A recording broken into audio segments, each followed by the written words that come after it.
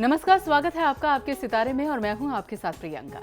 आज के महा उपाय में आचार्य जी बताएंगे कि मोर का पंख और बांसुरी से कैसे आप अपने घर के झगड़ों को सुलझा सकते हैं और साथ ही जानेंगे साप्ताहिक राशिफल। तो फिर शुरू करते हैं आपके सितारे।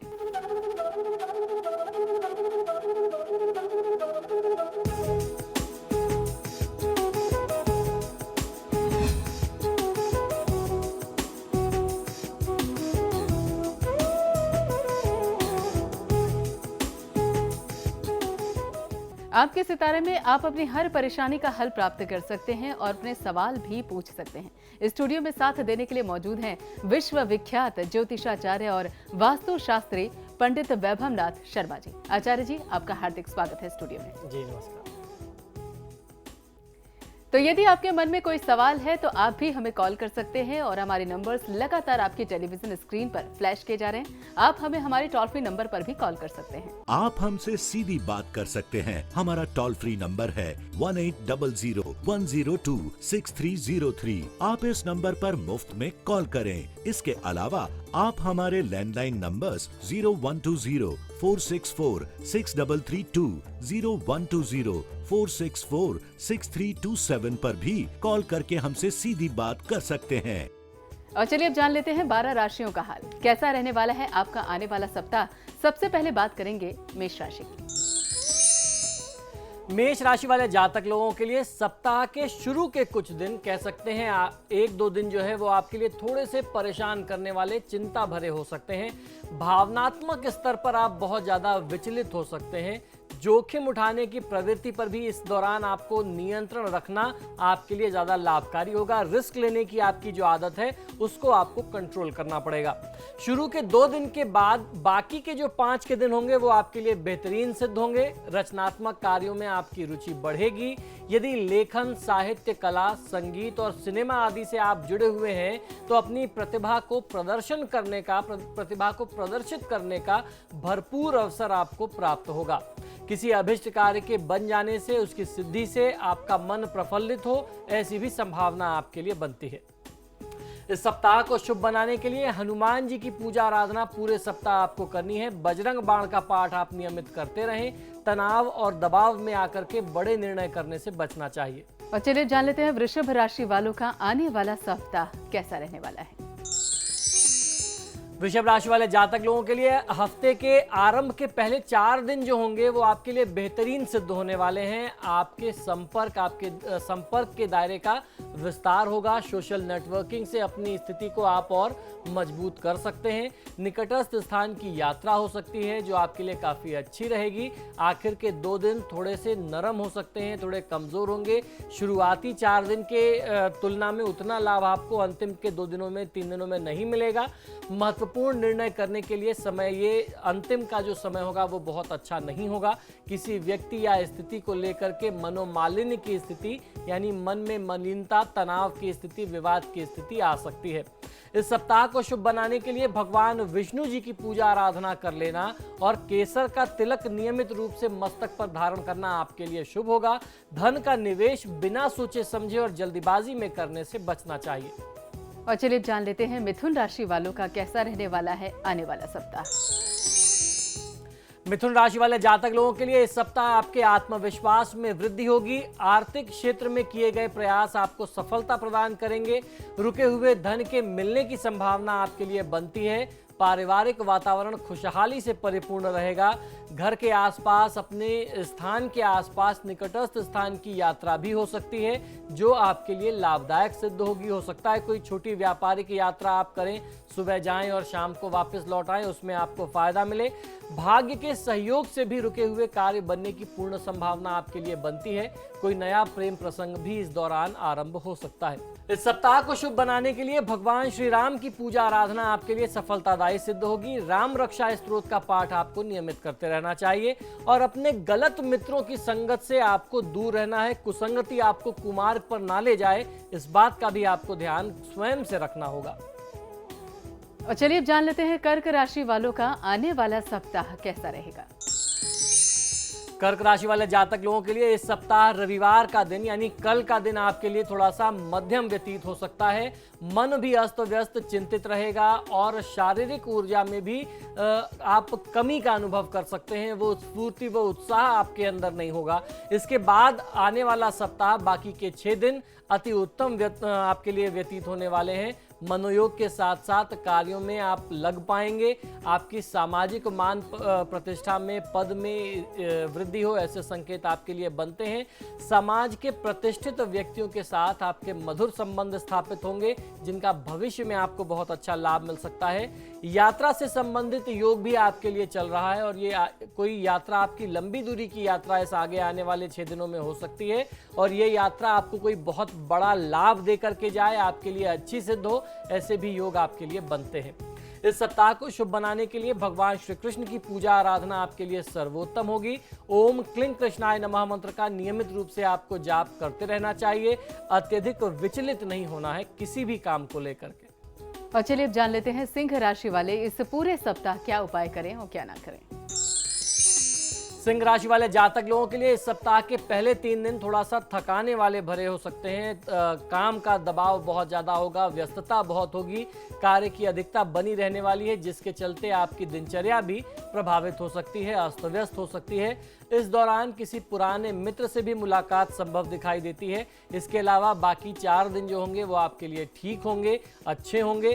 काफी गतिविधियां चारों ओर देखने को मिलेंगी। आपके प्रभाव क्षेत्र में भी वृद्धि होगी। कोई विशेष उपलब्धि भी अंतिम के 4 दिनों में आपको प्राप्त हो सकती है। इस सप्ताह आप महादेव शिव की पूजा आराधना करें, शिव चालीसा का पाठ कर लेना आपके लिए लाभकारी होगा। किसी भी प्रकार का तनाव लेने से आपको बचना चाहिए। और चलिए अब जान लेते हैं कन्या राशि वाले इस पूरे सप्ताह को शुभ बनाने के लिए क्या उपाय करें और क्या ना करें। कन्या राशि वाले जातक लोगों के लिए आने वाला सप्ताह के जो पहले 3 दिन होंगे ये आपके लिए बेहतरीन सिद्ध होने वाले हैं। मन माफिक स्थितियां निर्मित होंगी और महत्वाकांक्षी योजना में प्रवेश भी आप कर सकते हैं। आर्थिक लाभ होने की पूर्ण संभावना आपके लिए बनती है। इसके बाद बीच के 2 दिन थोड़ी सी अस्त व्यस्तता बढ़ाएंगे, तनाव थोड़ा सा बढ़ सकता है, कार्यों के बनने में भी दिक्कत का सामना आपको करना पड़ेगा। इस दौरान आपको धैर्य से काम लेने की आवश्यकता होगी। इसके बाद के शेष जो 2 दिन होंगे वो आपके लिए अच्छे होंगे और आपको उम्मीदें जगेंगी, आपको उसमें लाभ मिलेगा। किसी रुके हुए कार्य के सिद्ध होने से भी आपको हर्ष प्राप्त होगा, मन प्रफुल्लित होगा। इस पूरे सप्ताह को शुभ बनाने के लिए भगवान श्री कृष्ण की पूजा आराधना आपके लिए भी सर्वोत्तम होगी। आपको भी ओम क्लीं कृष्णाय नमः का नियमित रूप से हर दिन जो है 108 बार जाप करना है। किसी भी परिस्थिति में आप परेशान, चिंतित और विचलित ना हो। और अब जान लेते हैं तुला राशि वालों का ये आने वाला सप्ताह कैसा रहने वाला है।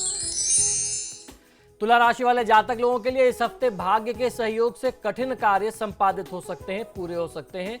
विद्यार्थी वर्ग को शिक्षा प्रतियोगिता के माध्यम से यदि रोजी रोजगार की तलाश है तो इस दिशा में सफलता प्राप्त होगी। वर्तमान नौकरी एवं व्यापार में आगे बढ़ने के अच्छे अवसर प्राप्त होंगे। नौकरी पेशा लोगों को, जो व्यापारी वर्ग थे या जो लोग ऋण प्राप्त करना चाह रहे थे अपने व्यापार विस्तार के लिए या अपने परिवार के किसी काम के लिए, तो इस दिशा में आपको सफलता प्राप्त हो सकती है। लाभप्रद सुदूर यात्रा हो, ऐसे लक्षण भी आपके लिए बनते हैं। इस सप्ताह को शुभ बनाने के लिए भगवान श्री राम जी की पूजा आराधना आपके लिए सफलतादायी सिद्ध होगी। राम रक्षा स्तोत्र का पाठ आपको करना चाहिए और गलत मित्रों की संगत से आपको बचना होगा। और चलिए अब जान लेते हैं वृश्चिक राशि वाले जातक इस आने वाले सप्ताह को शुभ बनाने के लिए क्या उपाय करें और क्या ना करें। वृश्चिक राशि वाले जातक लोगों के लिए हफ्ते का पहला दिन थोड़ा सा निराशाजनक हो सकता है। व्यर्थ की चिंताएं मन को घेरे रहेंगी। बाकी 6 दिन आपके लिए सर्वोत्तम सिद्ध होंगे। उम्दा आपको लाभ मिलेगा। भाग्य का भरपूर सहयोग आपके साथ बना रहेगा। किसी प्रतीक्षित कार्य के बनने की पूर्ण संभावना दिखती है। नौकरी व्यवसाय में आगे बढ़ने के अच्छे अवसर आपको प्राप्त होंगे। आपके सामाजिक मान पद प्रतिष्ठा में भी वृद्धि हो, ऐसे भी लक्षण बनते हैं। किसी महती योजना में प्रवेश करने के योग भी आपके लिए बन रहे हैं।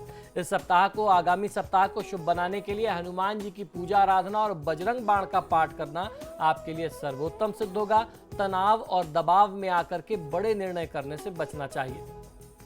और चलिए अब जान लेते हैं धनु राशि वाले सप्ताह को शुभ बनाने के लिए क्या उपाय करें। धनु राशि वाले जातक लोगों के लिए इस हफ्ते के आगामी हफ्ते के पहले 3 दिन थोड़े से कमजोर रहने वाले हैं। इस दौरान आपको जोखिम उठाने से हानि हो सकती है, यानी किसी भी तरीके का रिस्क आपको नहीं लेना चाहिए। इस बात का आपको ध्यान अवश्य रखना होगा। इस दौरान स्वास्थ्य के प्रति भी आप लापरवाही ना बरतें तो आपके लिए ज्यादा बेहतर है।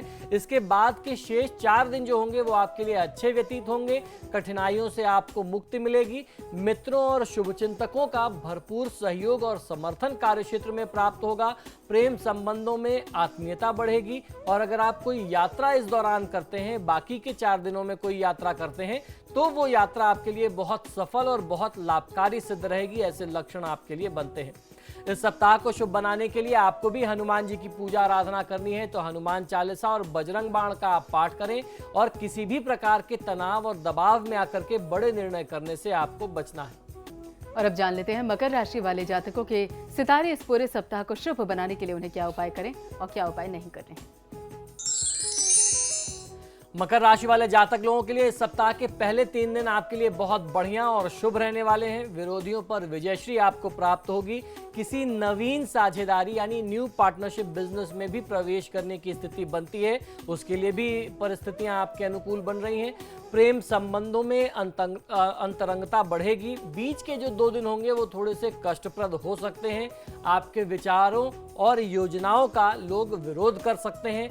धन संबंधी कठिनाइयों को भी झेलना पड़ सकता है। उसके बाद के आखिरी जो 2 दिन होंगे वो आपको सुकून प्रदान करने वाले सिद्ध होंगे। इस सप्ताह को शुभ बनाने के लिए आप मां लक्ष्मी की पूजा आराधना पूरे सप्ताह करेंगे तो आप सप्ताह को सफल बना सकते हैं। तो आपको श्री सूक्त और कनकधारा स्त्रोत का पाठ करना चाहिए। किसी गरीब व्यक्ति या उसकी परिस्थिति का आप अनादर ना करें, अपमान ना करें, उसका मजाक ना उड़ाएं। और अब जान लेते हैं कुंभ राशि वाले इस पूरे सप्ताह को शुभ बनाने के लिए क्या उपाय करें और क्या ना करें। कुंभ राशि वाले जातक लोगों के लिए सप्ताह के पहले 5 दिन बहुत अच्छे नहीं रहने वाले हैं। अपनी योजना के अनुरूप उन कार्यों को अमली जामा आप पहना पाएंगे जो मूलतः काफी कठिन प्रकृति के होने वाले हैं। विरोधियों के षड्यंत्र आपके खिलाफ असफल रह सकते हैं। यदि किसी मुकदमे का फैसला आना है तो ये आपके पक्ष में आएगा, ऐसी स्थिति बनती है। और इसके बाद के आखिरी जो 2 दिन होंगे सप्ताह के, वो थोड़े से कम लाभ वाले, कमजोर सिद्ध हो सकते हैं, ऐसा कहा जा सकता है। इस दौरान अगर आप कोई जोखिम उठाते हैं तो उसमें आपको हानि मिलेगी। इस दौरान आपको धैर्य और संयम से काम लेने की आवश्यकता है।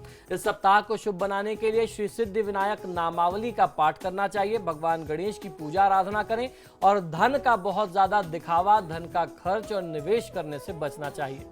और अब जान लेते हैं मीन राशि वाले सप्ताह को शुभ बनाने के लिए क्या उपाय करें और क्या ना करें। मीन राशि वाले जातक लोगों के लिए आने वाले हफ्ते का पहला दिन थोड़ा सा हल्का रहने वाला है। इसमें लाभ कम मिलेगा। महत्वपूर्ण कार्यों को इस स्थिति में स्थगित रखना ही आपके लिए ज्यादा उचित होगा। इसके बाद के शेष 6 दिन जो होंगे वो आपके पक्ष में बहुत ही शुभ सिद्ध होने वाले हैं। किसी मनचाही योजना के बनने की भी पूर्ण संभावना दिखाई देती है। आपके सामाजिक साख में मान सम्मान, पद प्रतिष्ठा में भी बढ़ोतरी के संकेत मिल रहे हैं। परीक्षा और नौकरी में सफलता प्राप्त होगी। पारिवारिक वातावरण खुशहाली से परिपूर्ण रहेगा और परिवार में कोई मंगल कार्य भी संपादित हो सकता है। इस सप्ताह को शुभ बनाने के लिए आपको भी गणपति पूजन करना सर्वोत्तम सिद्ध होगा। किसी गरीब व्यक्ति का आप भी अनादर और अपमान ना करें। और फिलहाल वक्त हो गया एक छोटे से ब्रेक का। ब्रेक के बाद जानेंगे आज का महा उपाय, लेकिन फिलहाल बने रहिए हमारे साथ और देखते रहिए समाचार।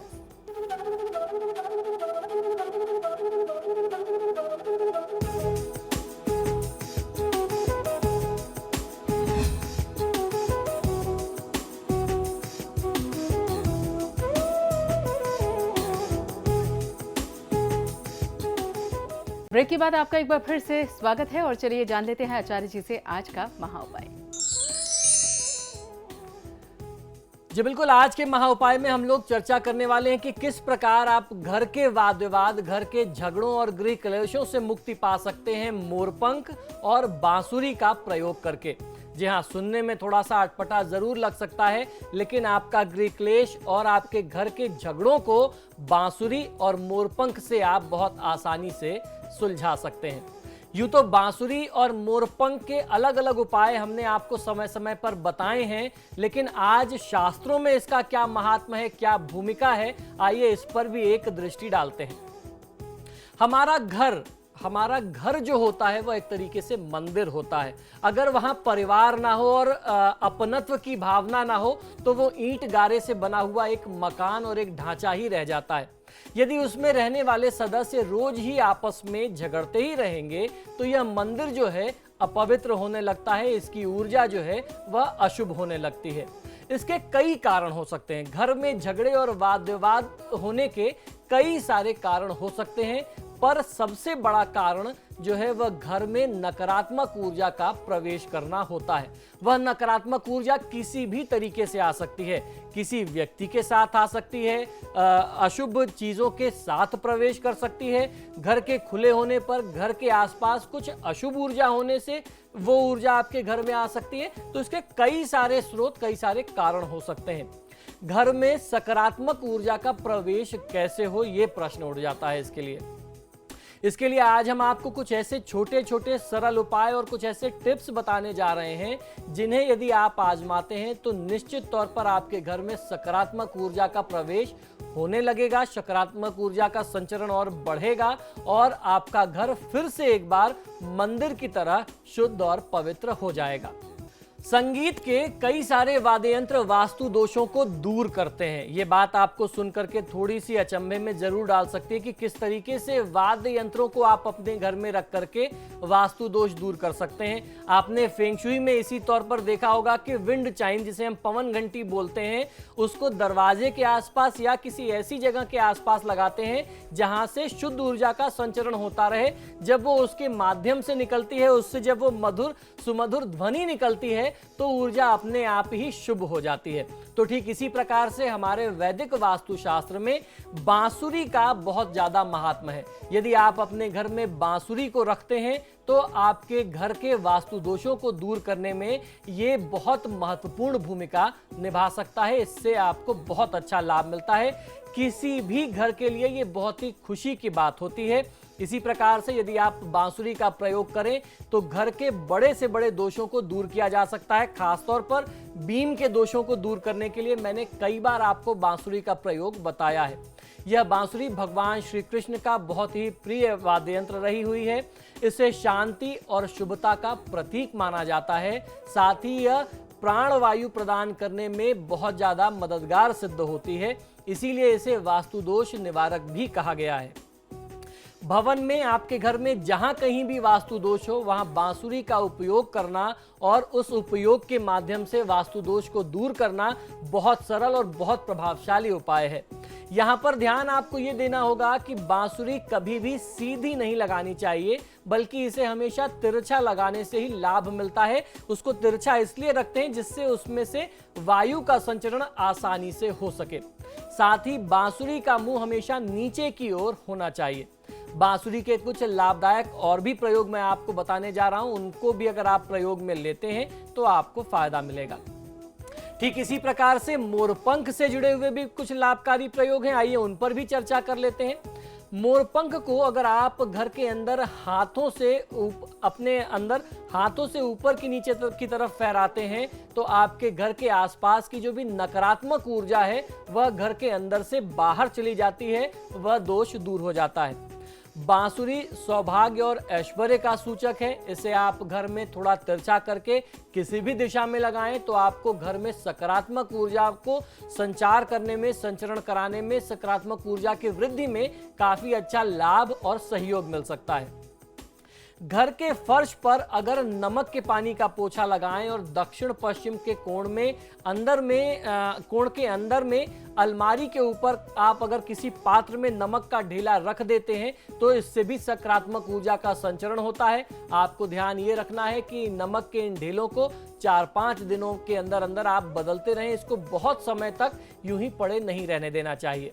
घर के मुख्य द्वार पर आपको बाहर की तरफ भगवान गणेश की एक प्रतिमा, एक कोई मूर्ति या छोटा सा फोटो या चित्र अवश्य लगाना चाहिए। इससे आपको बहुत अच्छा लाभ मिल सकता है। इसके साथ साथ यदि आप चाहें तो चांदी का एक स्वास्तिक भी अपने घर के प्रवेश द्वार पर लगा सकते हैं। तो इससे भी आपके घर के अंदर जो भी नकारात्मक शक्तियों का प्रवेश है वह बंद हो जाएगा। जो भी नकारात्मक शक्तियां लगातार आपके घर के अंदर आ रही हैं वह दूर हो जाएगा। ऐसा भी कहते हैं कि वास्तु के 75% दोष जो हैं स्वास्तिक को लगा देने से, दूर हो जाते हैं। और इन स्वास्तिक को आपको सिर्फ यूं ही लगाना नहीं है, समय समय पर आपको उनको धूप दीप भी दिखाते रहना है, उनको पूजा करके उसको ऊर्जावान और जागृत भी रखना है, चार्ज करते रहना है। मकान के मुख्य द्वार के आगे शौचालय यानी मेन एंट्रेंस के आसपास कोई टॉयलेट या रसोई घर का दरवाजा होना या मुख्य द्वार की दीवार के आगे कोई खंबा होना, किसी भी तरीके का कोई अवरोध होना, वह ठीक नहीं माना जाता है। अतएव आप घर बनवाने से आपको इन चीज़ों का, जब आप निर्माण कर रहे हो तो ऐसी चीज़ों का आपको ध्यान देना चाहिए। अगर दाम्पत्य जीवन में तनाव या कलहपूर्ण वातावरण रहता है तो सिरहाने बांसुरी को लेकर के सोने से जातक को लाभ मिलता है। इसी प्रकार यदि घर में कोई ना कोई सदस्य सदैव बीमार रहता है, बीमारी आपका घर नहीं छोड़ रही है, तो उस कमरे के प्रवेश द्वार पर और उस व्यक्ति के सिरहाने बांसुरी का उपयोग अवश्य करना चाहिए। इससे स्वास्थ्य लाभ मिलने लगेगा। यदि आपको व्यापार और नौकरी में लगातार असफलता मिल रही है या मेहनत के अनुसार भी फल ना मिल पा रहा हो, तो अपने कमरे के द्वार पर आप 2 बांसुरी एक दूसरे को क्रॉस करते हुए लगाएं तो आपको बहुत अच्छा फायदा मिल सकता है। यदि घर में धन की आवक रुक गई हो या घर में खर्च बहुत ज्यादा अचानक बढ़ गया हो, तो भगवान कृष्ण की बांसुरी जो है वह आप भगवान कृष्ण को समर्पित कर दें। किसी भी मंदिर में, किसी भी पूजा स्थान में सोने की, चांदी की या एक लकड़ी की बांसुरी आप भगवान श्री कृष्ण को विधिवत पूजन करके अगर समर्पित करते हैं, किसी शुभ दिन लाल वस्त्र में लपेट करके उस बांसुरी को आप अपने घर में ला करके रखते हैं, तो इससे भी आपको आपके परिवार में जो आर्थिक समस्या बनी हुई है उसमें आपको लाभ मिल जाएगा। यदि घर में आकस्मिक परेशानियां निरंतर आ रही हैं तो ड्राइंग रूम में क्रॉस के आकार में 2 बांसुरियां आपको अवश्य लगानी चाहिए। इससे भी आपकी परेशानी दूर हो सकती है।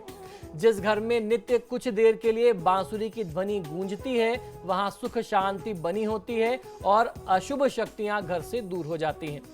यदि बेड या डाइनिंग टेबल के ठीक ऊपर बीम आ रही हो तो रिश्तों में अलगाव की स्थिति बनने लगती है। इसीलिए ऐसे बीम के दोनों तरफ के कोने वाले हिस्सों पर लाल धागे या लाल रिबन से बांध करके 2 बांसुरियां लगा देनी चाहिए। भगवान श्री कृष्ण की मुरली शब्द ब्रह्म का प्रतीक मानी जाती है। मुरली वास्तव में पूर्व काल में ब्रह्मा जी की मानस पुत्री मां सरस्वती जी ही थी, किंतु संयोगवश ब्रह्मा जी के श्राप के कारण जड़ होने से पूर्व उन्होंने 1000 वर्ष तक प्रभु प्राप्ति के लिए तप किया। प्रभु ने प्रसन्न होकर के कृष्णावतार में उन्हें अपनी सहचरी बनाने का वरदान दिया था, जो मां सरस्वती को यह वरदान प्राप्त था। तब उन्होंने ब्रह्मा जी के श्राप को याद करके भगवान श्री कृष्ण से कहा कि हे प्रभु, मुझे तो जड़ यानी बांस के स्वरूप में जन्म लेने का श्राप मिला है। ये सुनकर के भगवान श्री कृष्ण ने कहा कि निसंदेह तुम्हें चाहे जड़ स्वरूप में ही जन्म मिले, फिर भी मैं तुम्हें अपनाऊंगा। तुम में ऐसी प्राण शक्ति भर दूंगा कि तुम एक विलक्षण चेतना का अनुभव करोगी और अपनी जड़ों को चैतन्य बनाए रख सकोगी। अस्तु तदोपरांत सरस्वती जी का जन्म मुरली के स्वरूप में हुआ और वे विश्व वंदनीय प्रभु की प्रिय मुरली बन पाई। मुरली सब जड़ चेतन के मन को चुरा लेती है और भगवान श्री कृष्ण इसे सदा अपने अधरों से लगाए रखते हैं। और ये मुरली जो है, ये बांसुरी हमें ये सीख देती है कि भले ये बांस की ही क्यों ना बनी हो, इसके अंदर कोई गांठ नहीं होती। तो हमारे मन में भी किसी प्रकार की कोई गांठ ना रह जाए, हमारा व्यवहार, हमारे संस्कार सदैव मधुर बने रहें, यही उपदेश देना हमारा भी कर्म है, हमारा धर्म है। तो आपके सितारे में आज के लिए बस इतना ही। पंडित जी, आप स्टूडियो में आए, अपना समय दिया, इसके लिए बहुत बहुत शुक्रिया। जी धन्यवाद। तो आपके सितारे में आज के लिए बस इतना ही। खबरों के लिए आप देखते रहिए समाचार प्लस।